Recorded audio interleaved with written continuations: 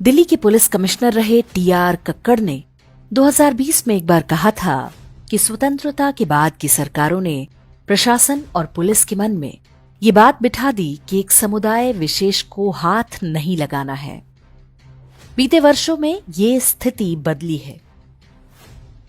36 साल की आईपीएस की नौकरी में मैंने इस चीज को भुगता है। जामा मस्जिद के मौलाना बुखारी पर दंगा भड़काने के ढेरों केस हमने दर्ज किए, लेकिन एक पर भी हमें कार्रवाई नहीं करने दिया गया। पिछले 65 साल जो थे उसमें प्रशासन को इस तरह चलाया गया, प्रशासन के लोगों में ये धारणा डाल दी गई कि एक कम्युनिटी जो है उसको आप अधिक हाथ नहीं लगाना है, या लगाना है तो पूछ के लगाना है। ये एक वो जमाना था और एक ये है। कभी कभी बुरी आदतें जाती नहीं लोगों की, तो उसके लिए उनकी डेंटिंग पेंटिंग करवानी पड़ती है कायदे से, जिससे उनकी बुरी आदतों को हम ठीक कर सकें। और यही डेंटिंग पेंटिंग आपने देखा होगा कल बरेली के अंदर, हो मौलाना भूल गया कि शासन किसका है। योगी आदित्यनाथ का ये वक्तव्य बताता है कि स्वतंत्रता के बाद हिंदुओं के लिए बाकी बचे भारत में शासन प्रशासन के नाम पर कैसा घोटाला चल रहा था। भारत की सभी केंद्र और राज्य सरकारें मजहबी समुदाय को बता रही थीं कि तुम सबसे स्पेशल हो। दंगे करो, हिंदुओं की जमीनें हड़पो, सरकारी भूमि पर अवैध कब्जा करो, लव जिहाद करो, सड़क पर नमाज पढ़ो, पुलिस और सेना पर हमला करो, तुमको कोई कुछ नहीं कहेगा। जो कहेगा वो नफरत फैलाने वाला कहलाएगा। सरकारें उसे जेल में बंद करेंगी, सुप्रीम कोर्ट उसे हेट स्पीच करने वाला करार देगी। लेकिन तभी देश की हवा बदल गई। जनता ने केंद्र में नरेंद्र मोदी और फिर उत्तर प्रदेश में योगी आदित्यनाथ को मुख्यमंत्री बना दिया। मजहबी समुदाय को पता चला कि वे कोई स्पेशल नागरिक नहीं हैं, वे भी भारत के एक सामान्य नागरिक ही हैं। मजहबी माफिया हो या कोई छुटभैया जिहादी, जो भी दंगा करेगा वो दंगाई की मौत मरेगा। कांग्रेस, समाजवादी पार्टी और सेकुलर पार्टियों ने इतने वर्षों में उन्हें जो स्पेशल होने का एहसास दिलाया था, वो सब तो झूठ था।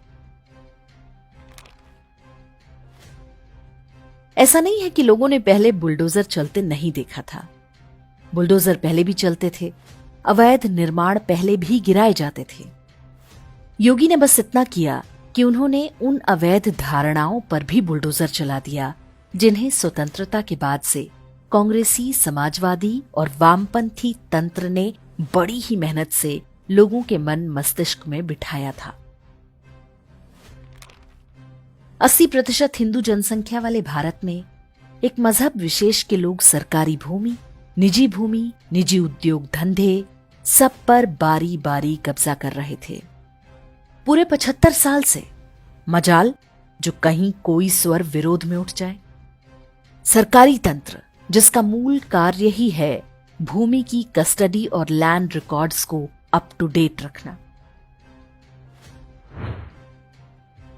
मुल्ला जी बारी बारी सब कुछ हड़पते जा रहे थे। हजारों एकड़ वन भूमि से लेकर नदी, नाले, पहाड़, सड़क, फ्लाईओवर, मंदिर और यहां तक कि हिंदुओं के घर और गांव भी। राजनीतिक पार्टियां, हिंदू संगठन, जातियों की राजनीति करने वाले नेता, सीबीआई, सीजेआई, सीएजी सब शांत। ज़कात का पैसा सबके काम आ रहा था। सब कुछ आराम से चल रहा था। संपत्ति के लिए सगे भाई का भी गला काट देने वाले हिंदू भी बिल्कुल शांत। सरकारी पार्कों में बड़े आराम से नमाज चल रही थी।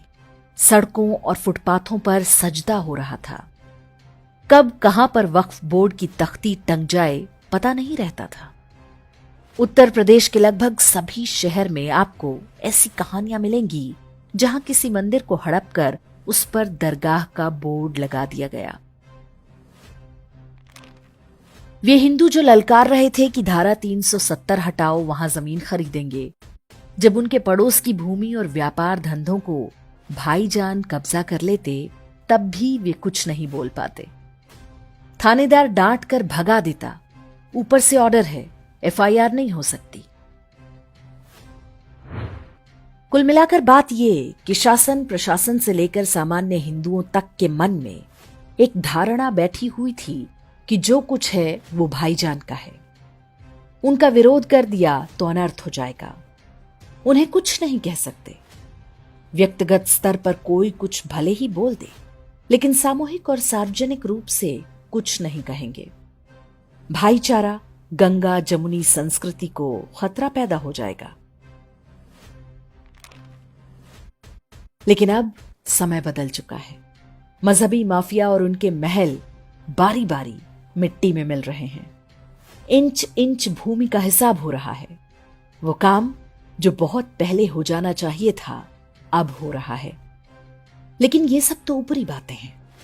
असली बुलडोजर तो हमारी आपकी झूठी धारणाओं पर चल रहा है। हम जो सोचते थे कि देश में अब कुछ नहीं हो सकता, ये परिवर्तन हमारी जागृति और एकता से संभव हुआ है। हम सजग और एकजुट रहे तो ये आगे भी जारी रहेगा।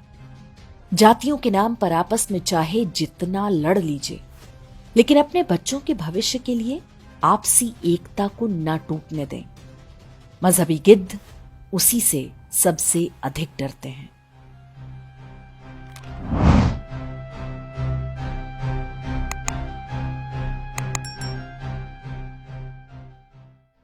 इंडेक्स ऑनलाइन के वीडियो समाज को समर्पित हैं। आप इनको डाउनलोड करके जैसे चाहे वैसे प्रयोग कर सकते हैं। चाहे तो आप हमारे टेलीग्राम चैनल से जुड़ सकते हैं। वहां सारे नए पुराने वीडियो आपको मिल जाएंगे। हमारे सोशल मीडिया लिंक हर वीडियो के डिस्क्रिप्शन में होते हैं। हमारा एकमात्र उद्देश्य हिंदू समाज को जागृत और एकजुट करना है। इसमें सहभागी बने। धन्यवाद।